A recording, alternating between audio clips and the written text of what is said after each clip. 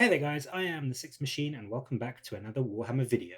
Sorry it's not out as quickly as I would have liked, but I've just been a bit busy the last few days, so apologies for that. But the other day, GW released through the Warhammer community page the first big FAQ, update, errata, whatever you want to call it, for the latest 9th edition of Warhammer 40,000. It has been a full half year since 9th edition dropped on us, and I'll be honest, I still can't quite believe it. Just because of how weird 2020 was, it really doesn't feel to me like we've had 9th edition for such a long time. It really does seem like only yesterday that we first saw that awesome trailer with the Sisters of Battle and the Necrons, and we got that awesome 9th edition announcement. The FAQ is helped in large part by player feedback, and GW mention how grateful they are for that. Obviously, with tournaments and competitions being much less common throughout last year, there probably wasn't anywhere near as much feedback and data from the top levels of play for GW to assess. And I know that I'm sure, like me, most of you have had far less games of this edition than you have had of 40k in previous years. Me and my group usually tried to get in around 2 or 3 games a month. We tended to try and meet up once a month for a long weekend and we'll just have a few games before things like families, work, and life and that sort of thing kept us busy the rest of the time. But in 2020, I think off the top of my head, I can count maybe half a dozen games I had. So 6 in total through the entire year. So yeah, data has probably been rather scarce for GW, but they've done what they can, and there are not a huge amount, but some very welcome changes to see in this first big FAQ. Now, most armies got some kind of updated errata or FAQ, and I will link the Warhammer community page below so that you can go check out your own armies individually. I won't run through all of them here. I'm just going to cover some of the big changes that they mention in their article and give my thoughts on them. So first off, the changes to the game itself. They mention 3 big ones, and the first of which I have to say I am very glad to see, and that is that the first turn now always goes to the player who wins the roll-off. No more having the winner of that roll-off choose whether they want to go first or second. This adds a bit more tactical thought to deployment in my mind, especially to players who play a bit more defensively, I think. Whereas before you could set up your army in a defensive way and either opt to go second if you won the roll-off, or still bank on the fact that there are still quite a lot of players that consider the first turn advantage such a big one that they would opt to go first, even if your army isn't in the best spot for their shooting, which essentially meant that in either situation, whether you won the roll-off or not, you were pretty confident that you could get what you wanted in terms of going second and could effectively control the other player's first turn and limit their options for shooting and taking out your army a lot more effectively.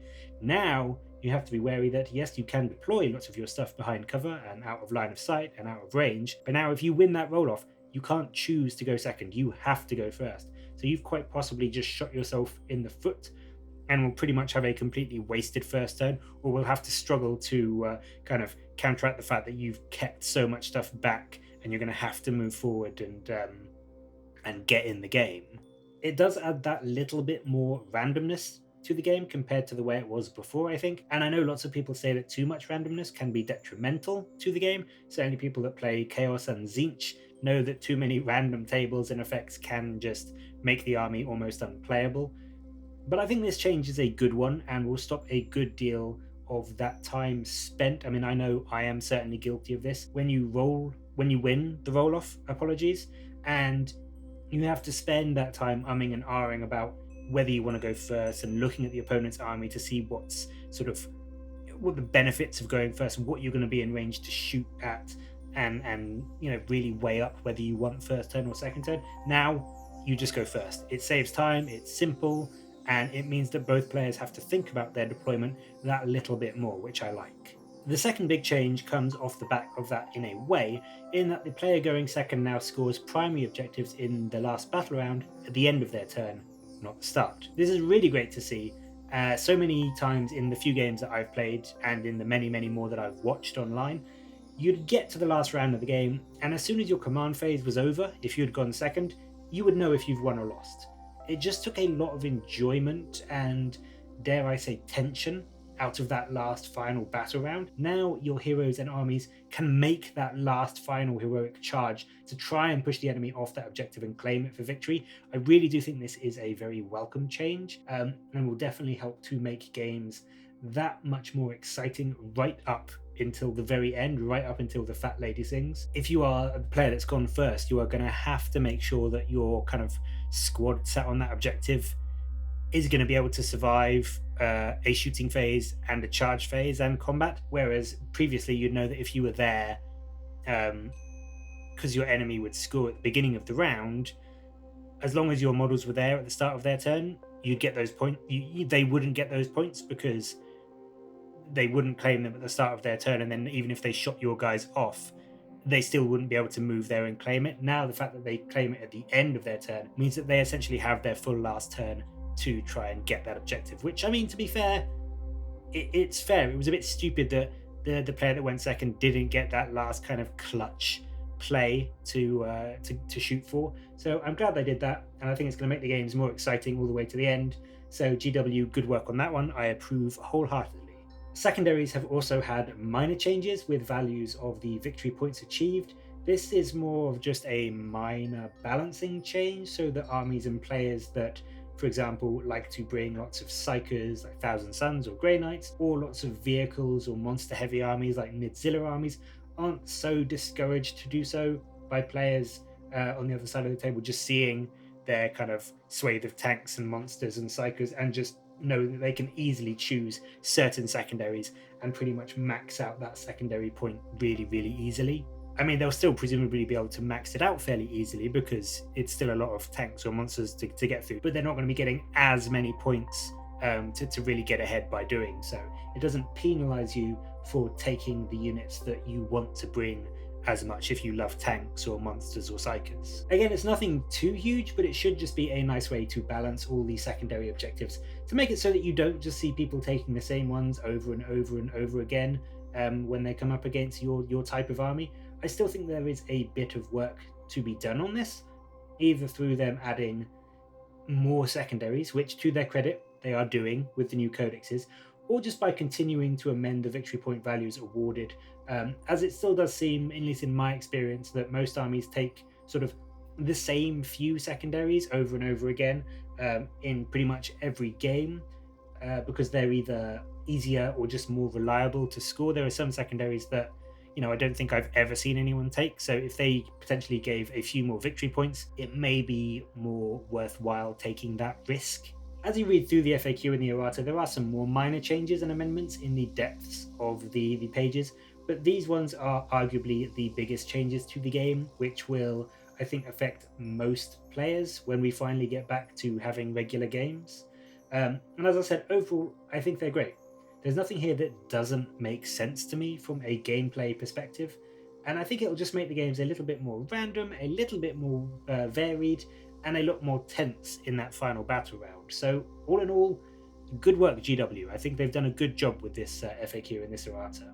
And just before we end this video, I want to touch on one final thing that they mention in the article and again in the FAQs. And as I said, for your own points cost and changes, the FAQs are linked below. But there are a lot of points changes for pretty much every faction in the Munitorum field manual.